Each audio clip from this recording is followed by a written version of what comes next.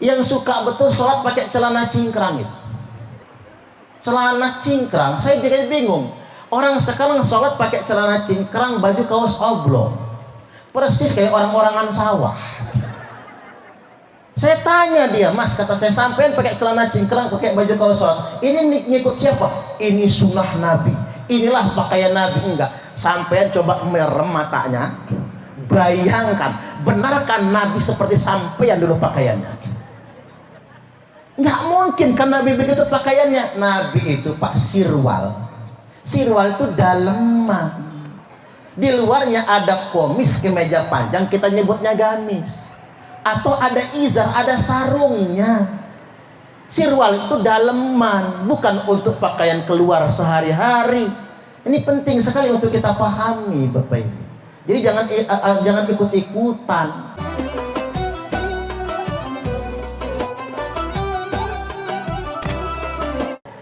Semua umat dapat syafaat. Nah, inilah cara berpikir kalangan ahlu sunnah wal jamaah. Kalau cara berpikirnya orang-orang yang keras, Bapak Ibu, masuk surga itu payah. Makanya saya himbau, Pak, karena sedang ini sudah transisi masyarakat desa menuju kota. Sudah ramai kan? Sudah banyak paham-paham baru masuk. Saya sumbang saran kali takmir masjid, pengurus Masjid Al-Mukarramah sebaiknya jangan kasih ruang Wahabi masuk. Setuju nggak kira-kira? Semua masih Tanjung Bintang ini pokoknya. Jangan suruh Wahabi jadi takmir masjid. Kalau cuma numpang sholat, aliran apapun silahkan numpang sholat di masjid kita. Setuju nggak kira-kira? Masih kita terbuka, silahkan mampir. Tapi ingat Bapak Ibu, kalau ingin menguasai masjid jangan. Kadang-kadang mereka mula-mula numpang jadi marbot, habis jadi marbot jadi muadzin rajin, badal khotib Jumat nggak datang, badal. Habis ngebadal khotib berani maju jadi imam.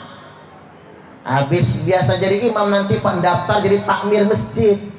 Udah jadi takmir masjid, yang ahlus sunnah wal jamaah disingkirkan semua.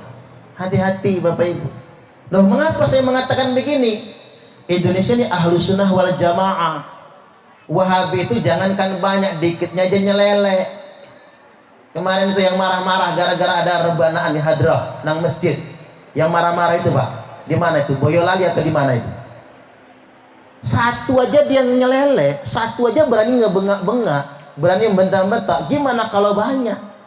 Makanya di Pakistan umat muslim sedang maulid dibom, 52 orang tewas, gugur meninggal dunia gara-gara maulid. Kata mereka orang yang maulid halal darahnya, makanya mereka bom. Itu kalau sudah banyak, ini mumpung belum banyak, diantisipasi. Kita ini kan beragama itu beginilah, di mana bumi dipijak, di situ langit dijunjung. Cocok atau cocok? Jangan yang aneh-aneh nggih, Bu.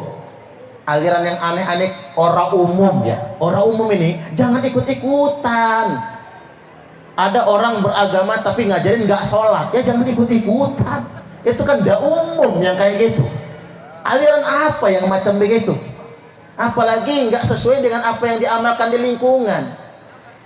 Ya kalau perkara fikih itu kan khilafiyah, tapi kita harus ngerti juga. Saya ambil contoh, sholat tuh begini nih. Nek madhab Syafi'i ini kan NU. Orang NU kalau takbir ya begini, jempol tangan nyentuh tempat anting-anting, telapak tangan ngadep kiblat, jarinya mekar. Ini NU nih, karena kita Syafi'iyah begini. Sikunya diangkat, keleknya dibuka. Ini NU, Pak, madhab Syafi'i. Laki-laki begini, kalau perempuan ya sikunya tarik ke badan. Ada yang nanya, lo ngapa? Ya mungkin karena kelek perempuan lebih bau kali ya, barangkali. Oh enggak, kalau kita baca aja di Fathul Qorib kan perempuan harus lebih rapat daripada laki. Tapi begini, perempuan begini, bapak-bapak begini. Kecuali dalam shop ya Pak, dalam barisan jangan begini, muka orang di samping itu. Begitu begini Pak Yai Hadis Muta'alim di samping ya, kualat dengan macam-macam, tarik sedikit ke badan kalau rapat softnya kan begitu. Kalau madhab Hambali begini, kalau sudah begini bukan NU, nggak salah begini, nggak salah, tapi ini madhab Hambali. Kalau sudah orang takbir Allahu Akbar, ini mazhab Hambali. Kalau orang NU nggak akan begitu takbirnya. Sedekap juga begitu. Sedekapnya mazhab Syafi'i itu bawah dada, atas pusar. Mazhab Maliki, mazhab Syafi'i. Kalau mazhab Hanafi dan mazhab Hambali bawah pusar.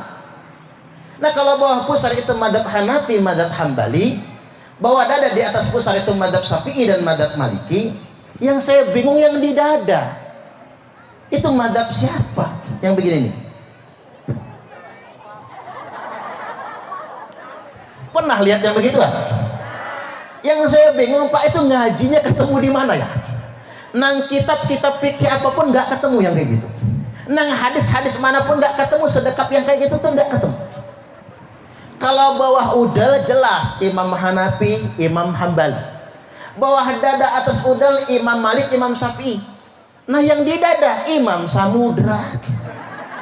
Hal-hal begini kan penting. Orang NU harus ngerti. Jadi nggak asal ngamal, Bapak Ibu. Sama juga nih kayak ngangkat jari. Kalau Imam Hanafi la ilaha illallah turun. Ini Imam Hanafi nggak digenggam. Itu mazhab Hanafi. Kalau illallah ngangkat itu mazhab Syafi'i. Illallah ngangkat. Kalau mazhab Hambali dari atahiyat udah ngangkat. Jadi kalau orang atahiyat udah ngangkat duluan, berarti dia mazhab Hambali, bukan NU. Nih NU illallah baru ngangkat. Karena mazhab Syafi'i. Nggak ada yang salah, benar semua.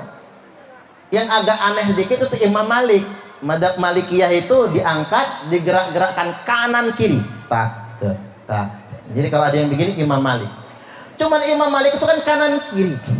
Kok ada yang mengamalkan atas bawah? Wong wong wong wong wong wong. Ada yang muter-muter, war.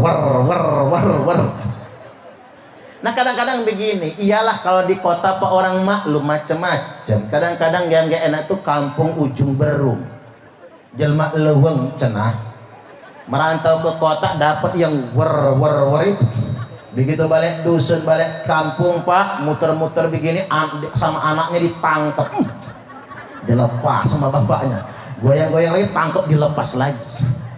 Mungkin kesel bapaknya habis sholat digebuknya anaknya. Kata saya, Mas, yang salah bukan anakmu, jarimu itu loh. Orang kampus ini kan nggak biasa ngelihat yang kayak gituan. Untung nggak ketutupan sarung. Kalau ketutupan sarung apa sangkaan orang ya? Artinya Bapak Ibu, ini kan penting. Ini kan bab khilaf ya, tapi penting untuk saya sampaikan. Jangan ikut yang aneh-aneh Bapak Ibu. Terus begini nih, mohon maaf ngapurong ya. Yang suka betul sholat pakai celana cingkrang itu. Saya ini udah kenceng banget tuh ngomong di kantor gubernur Bapak Ibu. Banyak PNS sekarang cingkrang. Celana cingkrang, saya jadi bingung. Orang sekarang sholat pakai celana cingkrang, baju kaos oblong. Persis kayak orang-orangan sawah.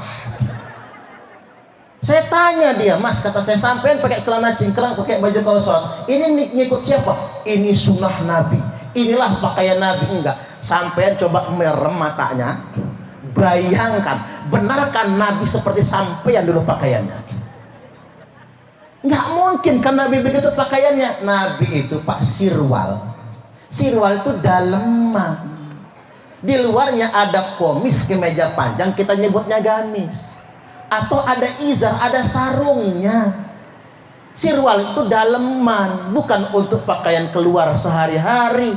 Ini penting sekali untuk kita pahami Bapak Ibu. Jadi jangan ikut-ikutan.